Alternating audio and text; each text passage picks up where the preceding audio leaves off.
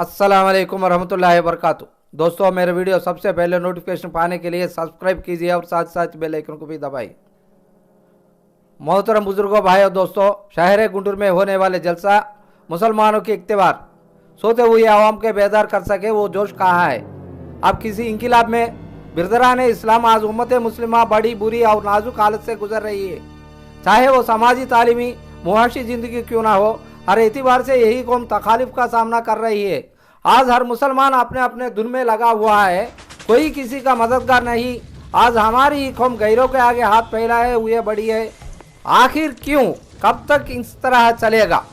क्या हमें इतनी ताकत नहीं है हमारी काम हम खुद कर ले? क्या हमारे रहनुमा सीधा नहीं है? क्या हमारी आवाज़ उन तक नहीं पहुंच रही है? आज उम्मत मुस्लिमा हम कमजोरी है कि हमारे काम करने वाला एक भी काबिल रहनुमा नहीं है, या एक अच्छे सही रहनुमा की सही इंतखाब नहीं हो रहा है।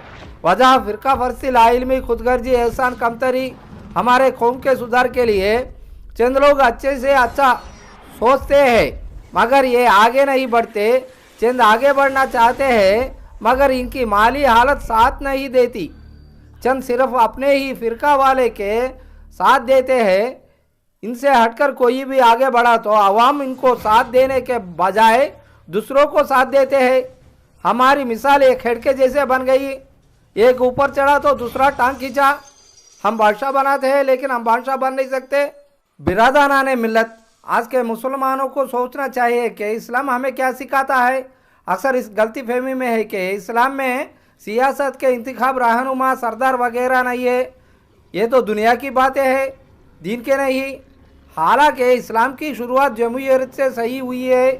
सीरतुन नबी का सल्लल्लाहु अलैहि वसल्लम मुतालिए से हमें पता चलेगा। इसके अलावा खुलफाए राशिदीन का बनना वाक़या में करबला इस्लाम में जमहूरियत की दलील है। हुकूमत इनकी कायम करदा committee justice Ranganath Mishra, justice Rajinder Sachar committee के मुताबिक मुस्लिम सियासी मुआशी तालीमी ज़िंदगी में पीछे है। हुकूमत मुलाजिमत हो या प्राइवेट के मुलाजिमतों में भी इनकी कम नज़र आती है। सबसे कमतर पेशे अगर किसी की है तो वो मुसलमानों की ही है। और सबसे अहम बात है कि अब ये कौम तासुबा का शिकार बन गई है। इन कमेटियों ने इस पसमानदा कौम की तरक्की के लिए हुकूमत हिंद को चंद तजावीज़ दिए हैं। एक SC/ST तरह minorities provincial protection act MPP act अमल आवर हो, साथ में तानसुबा बर्ताव करे तो इन पर 5 लाख रुपये जुर्माना, 3 साल कैद की सज़ा सुना दी जाए। 2, एक ऐसा कानून हो जिसमें दीगर कौमों की तरह मुस्लिम समाजों को भी मसावियाना हुकूक व इख्तियारात इक्वल अपॉर्चुनिटीज़ कमीशन दिए जाए। 3, आबादी के लिहाज से मुसलमानों के लिए अलहिदा बजट कायम करे। 4, सियासी मैदान में SC/ST तरह मुसलमानों को भी इंतखाबात में MLA MP के लिए अलहिदा रिजर्वेशन कायम करे। 5, तालीम के लिहाज से स्किल कम्युनिकेशन बढ़ाने के लिए मदारिस व कॉलेजों व हॉस्टल व स्टडी सेंटर कायम करना। हुकूमत ने मान चुकी है कि दौरे हाजिर के मुसलमान पसमानदा है मगर अमर आविर में पीछे हट रही है।